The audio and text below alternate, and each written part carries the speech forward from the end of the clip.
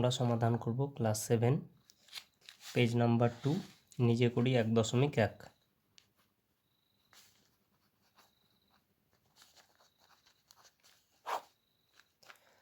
প্রথম সমস্যা কি দিয়েছে যে 1 টাকার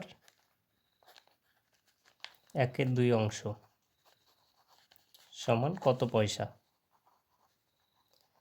প্রধানত আমাদের দেখতে হবে যে প্রথমে যেটা চেয়েছে বের করতে, যেটা বলেছে সেটা কিসে দেওয়া আছে, পয়সাতে দেওয়া আছে, মানে আমাদের পয়সাতে বের করতে হবে।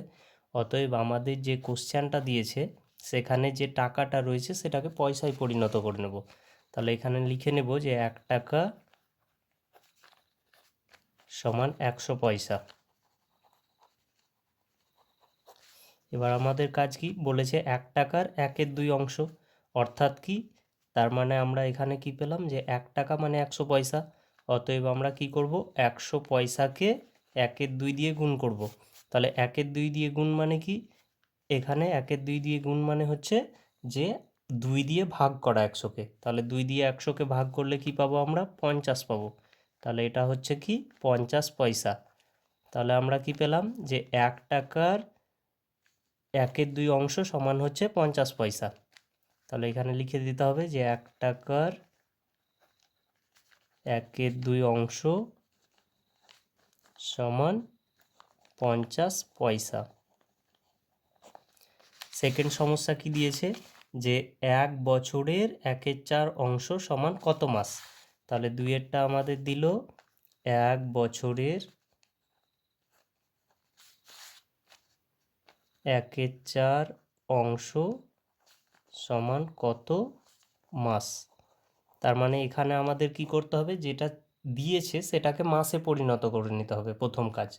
তাহলে 1 বছর সমান হচ্ছে 12 মাস। তাহলে আমরা 12 মাসের 1/4 অংশ বের করব। তাহলে 12 গুণিত 1/4, তার মানে 4 দিয়ে 12কে ভাগ। তাহলে 4 দিয়ে 12কে ভাগ করলে আমরা কি পাই, 3 পাই। তাহলে 3 4 12, তাহলে 3 মাস। তাহলে আমরা উত্তর কি পেলাম, 1 বছরের 1/4 অংশ সমান 3 মাস। নেক্সট প্রবলেম কি দিয়েছে যে 4 টাকার 5/8 অংশ সমান কত টাকা কত পয়সা। তাহলে এখানে আমাদের দেখতে হবে যে ছোট এককটা হচ্ছে পয়সা। তাহলে প্রথমে 4 টাকাটাকে আমরা পয়সায় পরিণত করব। তাহলে 3-এরটা কি করব, প্রথম কাজ হচ্ছে 4 টাকা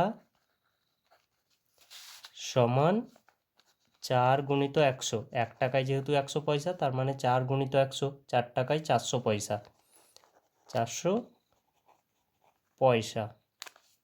এবার আমাদের কাজ কি হবে, বলেছে 4 টাকার 5/8 অংশ। তাহলে আমরা 4 টাকা সমান কি পেলাম, 400 পয়সা। তাহলে 400 পয়সার 5/8 অংশ।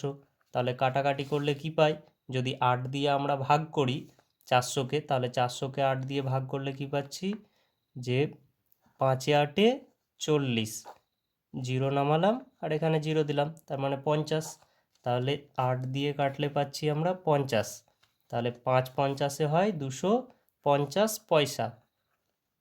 এবার আমাদের কোশ্চেনে বলেছিল এখানে যে কত টাকা কত পয়সা। তার মানে আমরা কি করব, এটাকে 250 পয়সাকে টাকা ও পয়সায় পরিণত করব। তাহলে 1 টাকা মানে 100 পয়সা, তার মানে 250 পয়সায় 2 টাকা 50 পয়সা হয়ে যাবে।